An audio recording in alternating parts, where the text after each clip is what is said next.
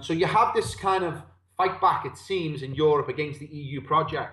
And in Britain, we only really have one option if we want to come out of the EU, and that's UKIP. That's the only party at the moment who are even holding a conviction of that position. Now, whether that's true or not, whether that's just another pressure valve political party to absorb the pains and the strains of the indigenous people who are feeling the pressure, we'll see. But what's interesting about UKIP is Russell Brand's connection, right? Because Russell Brand does many Trues episodes in which he openly criticizes UKIP, calling them racists. The regular stuff, yeah. Regular stuff, right? Now, UKIP, the history is really quite interesting. In the 1990s, James Goldsmith, Jemima Khan's father, billionaire financier, done many deals with Rothschild, decided to leave the reservation, and he wrote a book called The Trap. It's a 96-page book. In it, Goldsmith reveals the true nature of the EU, and he says, this is terrible, get out, this is going to cause us the end of British sovereignty.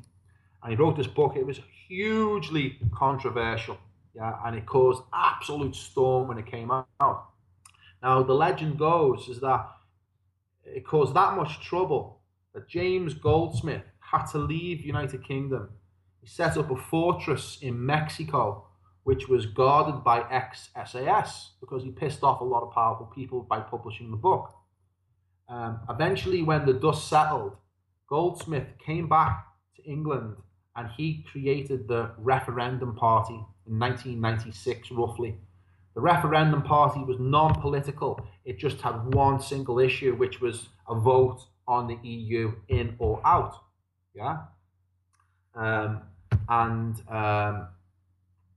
It caused quite a bit of a stir at the time, and a lot of people were interested, and it was generating a lot of publicity, and the Tory party were, feeling the heat on it.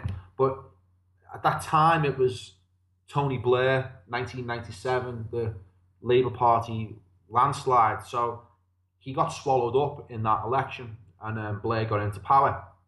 He died not long after, James Goldsmith, and the Referendum Party died with him.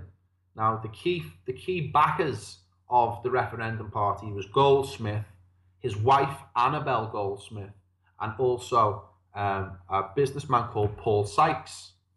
They were the three main funders of the Referendum Party. Once the Referendum Party died, from the ashes came UKIP, and Paul Sykes continued to fund UKIP, and it's suggested that Annabel Goldsmith also funds UKIP because her son, Robin Burley, is a major funder of UKIP. Yeah? Right. So Jemima Khan's mother and her brother are involved, and her father were involved in UKIP to some degree. Yeah. Interesting, because I was reading a little bit about The Trap here. One review here, Goldsmith points out the moral bankruptcy of the neo-rights, every man for himself, and then within parentheses it said particularly men, particularly white and wealthy. So is this the same? Because this is very prominent now within Western academia and has been a cultural dialogue for a long time. It's the same old kind of anti-WASP rhetoric, really, which is also part of the attack of the the Angles and the Saxons and all old Northern European peoples, which has been going for many, many years now. Do you think that he's seeking to kind of fill the void here, starting a dialogue from another point of view on the attack on British people, or is it genuine, do you think? I really don't know. I really don't know. But what there's a part of me that thinks that UKIP is the vehicle of the English elite who see their property holdings threatened by the Bolshevik project that is the EU. Right. Yeah. Yeah. So they see another Russian revolution in which the Bolsheviks just took all the aristocracy's land. Yeah. Part of me thinks that could be a play. I don't know for sure. This is just speculation, but well, and that's a reasonable enough platform to run on. I've my wife is Russian, and she had her great grandparents were everything was stolen from them. Everything was taken from under their feet. Some of their family members were flat out murdered. I understand. I mean, this, when you hear about these stories and whatnot from family members, you realize the threat that this agenda poses. And I absolutely, although sure, it might be, as you say, it might be just for them a temporary aspect of, oh my God, I'm going to lose, things I've made and built. And I mean, that's, again, I support that. I definitely understand that they want to preserve what they have, what they've built and all that. That's reasonable. I guess in this case, it's one of those scenarios where we might walk the same path for a certain while, and then it might be a break off. But if this is the only viable party in the UK, as it is in many other countries, similar parties exist, I see no other way as it is of now to support the direction that they're going, and making sure that priority one is to get out of the European Union. And then after that's achieved, then we can discuss where to go from there, right? What's your view on this? Well, yeah, to a degree. It's that, it's, first of all, we have to know who's behind it. If it's just the pressure valve party that is, just going to lead to another betrayal, that needs to be determined, doesn't it, before you'd even consider it. But it's the UKIP are on the rise without doubt. They won an MP a couple of months ago, Douglas Carswell. They've got another election, a by-election coming up in a couple of weeks, which the polls are saying that they're going to romp home to victory, right? So I think it doesn't matter what we say, anyone says, the press, whatever. I think there is a momentum building now for UKIP that will be decisive in the next election 6 months away, which they may or may not have the balance of power in Parliament to, form a coalition. That may happen. If it does, then it's going to be really interesting. Then I think the next 6 months are critical, absolutely critical for the future of United Kingdom, or Britain. I hate using that word, United Kingdom. I think absolutely critical. If the Labour Party, for instance, are voted in, or they may maintain government, then we're going to be in the EU for another 5 years. We're going to see 5 more years of mass immigration, huge amounts. They're going to ramp it up like you wouldn't believe. It's going to be flooded in because they're trying to finish the job quickly before the indigenous people can rise up and stop it. Yeah, that's right. We're at that point. We're at that absolute crisis point. And UKIP, unfortunately, are the only party right now talking about coming out the EU. Mm-hmm. It's just incredible. It's absolutely incredible that's the only party saying it. And, it is. And look at how they're demonized too in the press, and all the European parties are. It's like again, they see, SS troops marching down the streets and swastikas, on the wall of the people who support, something like UKIP, which is, of course, just an extremist and ridiculous view to have. If they don't realize the elites, the globalist plan of how they're using mass immigration as a tool for their own purposes of trying to destabilize the world, try to, breed out the native peoples of Europe, population replacement, all of these issues, then they have their head in their sand, and they're not realizing what the game is about right now, and for what reasons this is happening, and why are not people speaking up about this? If this was to happen in any other country in the world, they would be up. There would be candlelight marches everywhere, just as they did with the Tibetans when the Chinese invaded. And why is that? Why is it that white European peoples cannot have interests of their own and protect and preserve them? We can stand up for every other ethnicity in the world. The bottom line here too, by the way, which is another thing I want to mention, Laurence, and that has to do with, every so-called minority that comes to the European countries through immigration. They're, first of all, really global majority in most cases. In many cases, it's the Europeans' ethnicities in themselves that actually are minorities on the world scale. But my point is, if they're concerned with the fact that there's not enough of them in the country that they're coming to, or that they feel, not at home, etc., all these kinds of issues, well, guess what? you usually, if it's not a war created by the Zionists, you have a country to return to. There is a country there for you. If you're Filipino, you can go back to the Philippines, and it's going to be all people like yourself in that country. And that's great. That's how we want it to be, right? But there's no country in the world anymore that is exclusively for the white ethnic native European peoples. For example, take Sweden or take England. There is no, as we're being flooded with immigration, there's no Sweden that I can return to and say, all right, here's where my people are at, and here's where the interests of my people are fulfilled. Sweden has now turned into a country which is a vehicle for every other nation in the world except my own. We as the people are not even protected under hate speech laws against its own people. What's happening is genocide. People have to recognize what is happening here and face, the truth of the matter. I can't see it any other way, Laurence. I agree. People are in denial. They're in denial. They're scared. They're protecting their careers. They're protecting their livelihoods. They see what happens when you speak out. In my case, you're victimized, you're demonized, you're burnt at the stake. A lot of people don't really want that, and it has to come to a point where a critical mass speak out so that it's safe territory for other people to join, and that's when we'll see a quick turning point. But the thing is that what happens once we're past the point of no return? What happens if UKIP turn out to be another false dawn? Where do we go then? Because the whole idea of the state protecting us is gone. It's over, and then we're into completely uncharted territory about, our future, how we organize politically. This is an unknown. Yeah, this is why I'm looking at two options. If in the election we're able to get a referendum on Europe, then great. Okay, we may be able to turn things around. But if we don't, then we have to look at other options. Because it's going to get a lot worse, in my view, before it gets better. If that's going to be the case, I think we're going to see a lot of splinter groups trying to break off and preserve what they have, who they are, their culture, their ethnicity, and all these things. Because think about it. Once these demographics change as they have in plan for us, this is going to be gone forever. It's never going to return. It's going to be gone off the face of the earth. And this is what they're seeking to do, of course, and blending everyone out.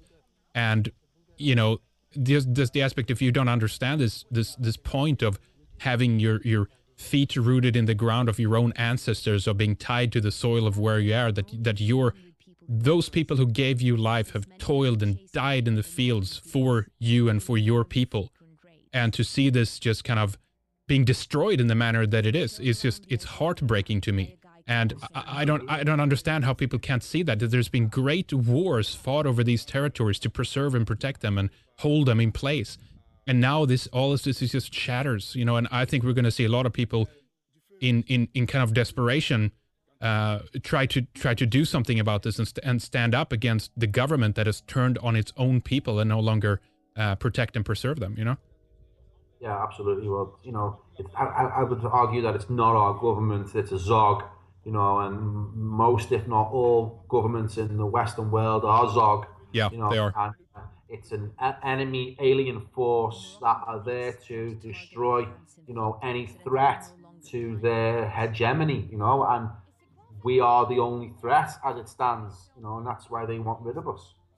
But, I agree. I think it's not all doom and gloom. I think the more we wake up, the more we can resist and the more we can push back, against what's going on. It's going quick now, actually, and a lot of people are realizing what is occurring, Henrik, when you lose the fear, that's the most liberating thing. And yes, that ultimately, that's been the beneficial effect of my ordeal, has been a rite of passage. It's been a rite of passage that has allowed me to lose the fear and speak openly as I'm speaking to you, and that's, I can thank my Marxist detractors for that. Yeah, exactly. Well, you've gone through, it's a long journey. It is indeed an ordeal with all the things you've been doing. But again, you're kind of a living example of what can be done, and of course what can be learned, along the way. And I know that you do have things upcoming. For example, you're planning an international Usury conference, right, in 2015 in Liverpool, correct? Yeah, so one of the good things about what happened is that I got a lot of support of people, and Gilad Atzmon in particular. I had a chat with him, and yeah, he's great.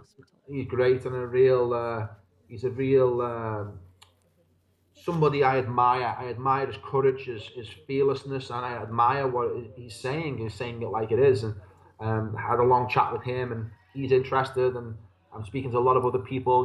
I want to put on an international Usury conference in Liverpool, hopefully. Because Carl Gustav Jung said Liverpool is the pool of life. So I'd like to put on a conference there, because Sheikh Imran Hussein, he runs or he attends a conference in Malaysia every year called International Conference on Riba. The Muslims call usury riba, and it's condemned more than anything else in the Quran is usury. So he runs one in the East once a year, and I'm trying to set up one in the West. And in 2015, I'd like to assemble all the greatest minds who are authorities on this subject, and also who can present solutions, in terms of how we break free from the thing that's causing us the most problems. And the EU project is all run by usury, and mass immigration is all run by usury. We remove that power, and their power goes with it. And I think it's something that needs to be discussed. It needs to be debated. We need to have it out in the open, and we need to work on solutions to solve it. Yeah, these are moral issues of survival and preservation, and those who don't understand that, well, they show me any man and woman who don't care about themselves, of who they are, or for their own people, or what they consider to be their community. This is the point. There are people who love multiculturalism. That's the type of society that they want to live in, and I'm not the one who say to stop, that you can't do that or whatever. That's not what this is about. It's about respecting the will of the people. In fact, is we've never been asked in Europe if this is what we want, if this is what we want to have occur in our countries, in our lands, and it's against people's will in most cases, and that's the crime in this scenario, and that's what we have to keep pressing on and saying, you're welcome to have this. There needs to be, see, it's been in a natural state from the beginning of geography, division. Either some people, call that God, some people call that nature. You can call it whatever you want. The reality of the situation is we have what we have, and we have beautiful differences within the human race. And I think it's a crime to deliberately try to destroy those and erode those. And so this is a moral issue for me, and it's about survival and preservation. And I like my people. I like what we are. I want to preserve that and protect that. So what would you say to Mr. Brand, or if he's listening, or maybe anyone else who don't understand your point here? I guess we can begin with Mr. Brand. What would you like to say to him? Because I know you've not had a falling out, perhaps, but you haven't been in touch with him after the debate ended, and you don't really know where he stands on all of these issues, and if he's and if he would stand up for you and try to save your name a bit. Well, I don't actually want to say anything to Russell, like a message to him. I think he's a guy with his heart in the right place. I think he's from roots very similar to me. We've got a lot of parallels in our life, and I just hope that the journey that he's on leads him to the right places. I hope that if he listens to this, he may go and investigate some of the things that I've brought up that we may have discussed on his debate panel, and I hope that information leads him to the same truths that it's led me to, and once you know what's really going on in your heart with conviction, it's, you're duty bound. You can't do anything other than try and spread the word, and I think any honest man, any reasonable man presented with those facts would do the same thing, and that's all we really want. I'm not against immigrants. I'm against mass immigration. Yeah. There's a difference. I'm not against people. Those people are just trying to make a better life for themselves, as would I. I don't blame them one iota. But what I do want from them, I want recognition I want recognition of what's going on. That's all I ask, because once we have recognition, once we have an awareness of the destruction of the Indo-European people and our ancestral lands, then we can begin to deal with it. But right now, everybody's in denial, and anybody who brings it up is called all kinds of nasty names and is attempted to be ostracized from their society. Well, because they don't want people waking up to this. And I mean, let's face it, a lot of this recognition here is, of course, the recognition of what's happening in the world. But the foreign policy that's been run by Zog in most Western countries is, of course, causing displacement in itself. But you have another aspect to this, and it wouldn't be happening without the people who are advocating the type of mass immigration that we see. We have, about Barbara Specter, for example, right? Who she's become. I mean, she's become the poster girl for our campaign, hasn't she? Yes. Oh, sure, certainly. Thank you for speaking out. All right. What they say is they always overplay their hand, don't they? They always overplay their hand. They become actions and they reveal the plan. So yes, Spectre gives us our ammunition. Yeah, and for those who don't know, go to YouTube, type in Barbara Specter, and look at that clip. And she's sitting in Sweden and actively is working to make Europe multicultural. That's her task, and she says that Jews are going to be behind it. You can take that for whatever it is. You can investigate that. I don't know why she talks like that. That's her words. Has anybody ever asked her? Has anybody ever pulled her up on it? Because it's such an iconic piece now. It's just shared everywhere, isn't it? Yeah, it is. It really is. I mean, she must be in some trouble in the local synagogue. Yeah, exactly. Well, we got to try to get a contact with her in some way and get an interview and see if she would like to expound on those theories and what she means by that, and also, of course, how she can include everybody in that, because there are certainly other people who've been speaking out. We had another gentleman from in Norway. I forget his name right now, but he's behind the Jewish organization in Oslo and behind the anti-racist movement up there. And he's talking about how racist Norwegians are and that they have a big task ahead of them of bringing what he calls minorities, which again isn't really minorities. Norwegians, people, are a minority in the world. There's only 4 million Norwegians in the world. They are a minority. But he says that we have to bring these minorities to Norway to try to fight their evil and wicked racism. We have Annette Kahn in Germany, very outspoken. There's an interview with her on RT. She's also Jewish. She's speaking about how it's so important to basically destroy the ethnic homogeneity of European culture or countries. And so my question is, why? What is the problem with this? What is so bad with the Europeans? What is the issue at hand here? And how is this not recognized as an active warfare tactic of genocide, which would occur in any other case? Can you imagine if Europeans were sitting talking about having population replacement in Zimbabwe or Congo or Malaysia or anywhere else and saying we have to bring in more Europeans? It's way too there's way too many Asians here. There's way too many Africans in this country, right? We're in a deep trance, and the enemy is the master of propaganda. They don't even need an army. They just master propaganda.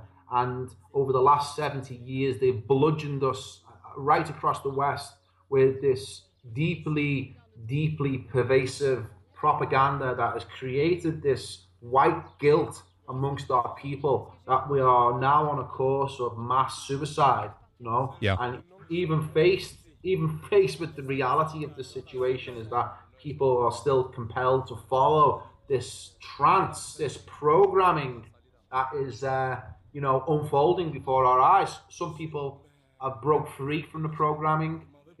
Some people are broke free, but they're not prepared to speak about it publicly. And then there's still a huge mass of people that don't even know what's going on. They've got no idea at all. And they're just walking into oblivion. And that's the problem, is that they control the mass media to such a degree that they can create policy through media that is pervasive across the entire Western world. This is not just contained to a few countries. This is a policy right across the West. It's quite incredible, really. It's actually quite incredible the way they're able to achieve it and pull it off. It is. it's diabolical in the true sense of the word. It definitely is. It's our job to wake people up to this and talk about it, because the elite does have plans for you, and they control the moral dialogue with through the entertainment media and the news media, and they show also they do some of these tests. And I think you're even part of that, actually, Laurence, where they throw a sheep to the wolves of sort and say, if you talk about any of these issues or whatever, I don't know how much it was detail of what you actually even talk about, but nonetheless, they show it as an example. They made an example out of you and say, if you touch upon anything like this, watch, this is what happens. But the cure to that is just, come on, people, just let's speak up, grow a pair, just get out there, talk about this. This is happening. Don't you realize if you don't address these issues, if you know about it, but if you don't talk about it, you're participatory in the genocide of the European people. I recently saw Lana's St. George video, and it was just absolutely incredible. One of the most powerful videos in our arsenal. Just congratulate you and Lana upon creating it. It was just, thank you. Yeah. That breaks the spell. Well, that's what we have to do. See, that's my point. We have to have more of that analyzing. Look at the TV shows. Look at the morality that's being exhibited here, and the absolutely hatred towards white people, and just putting in their wildest dreams. There was even if we would go back to like the 20s or 30s or something, the early days of television, because I know some people have, and they try to argue that, oh, there was so much racism in TV, and maybe in the 40s and 50s, 60s, etc. But in their wildest dreams, what's being done today against white people in the media was never anything that occurred in TV back in the early days of those of television. And it shows that how far it has gotten, where we don't speak up and say anything about it because we've been so programmed to not have an awareness of our own ethnicity, of our own racial background. And anyone can say anything they want about us, but we never say anything back, I think Kia Moros, is that his name? Finnish Kai Moros, yeah. Moros, yeah. He's great. I mean, he says, it's going to get a little bit worse before it gets better, but when we wake up, we will wake up rapidly, and there'll be a huge change, and it'll happen quickly. And I believe that. I believe it'll get to the point where, people just won't be able to deny it any longer, and they will see it as a threat to their survival. And survival instinct is the most powerful instinct we have, and it overrides everything else, including programming, Yeah. So I think we're approaching that point quickly now, especially with the work that you and Lana are doing. Is just out there, and it's giving everybody else the confidence to say, okay, well, this is what it is, and it's giving us a platform that the fascist Marxists won't give us. So I think we're on the threshold of a tipping point. I think when that tipping point occurs, I don't know what will happen. I mean, I don't know what's going to happen when the internet wakes up to the fact that people are trying to genocide us completely, totally. Some really interesting things are going to happen. You take my word for it.